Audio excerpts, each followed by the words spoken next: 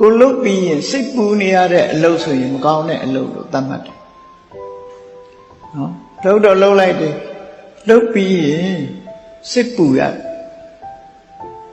နောက်ဆုံးမှာလူတော်လူကောင်းတစ်ယောက်ကပွဲရမှာတခုလှုပ်လိုက်တယ်လူသိမှစိုးတယ်စိတ်ပူတယ်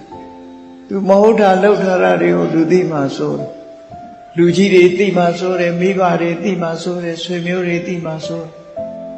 အဲ့ဒါစိတ်ပူရတဲ့အလုပ်တွေအဲ့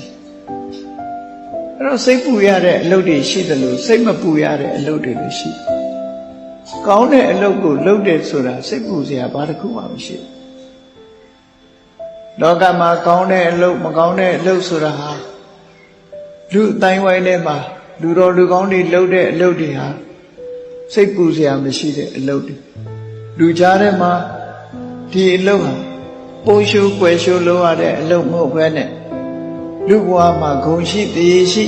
ဘယ်သူမှလည်းထိခိုက်မှုမရှိကိုယ်လည်းထိခိုက်မှုမရှိသူတော်ဘာကိုလည်းထိခိုက်မှုမရှိဘယ်သူကမှထိခိုက်မှုမရှိတဲ့အလုပ်မျိုးလုပ်ခြင်းအဖြစ်ကိုယ်ကိုပြစ်တင်မဲ့ပုဂ္ဂိုလ်လည်းမရှိဘူးဆွဆွဲမဲ့ပုဂ္ဂိုလ်လည်းမရှိဘူးပြစ်ထန်ချမဲ့ပုဂ္ဂိုလ်လည်းမရှိဘူးလို့ဆိုတဲ့အလုပ်မျိုး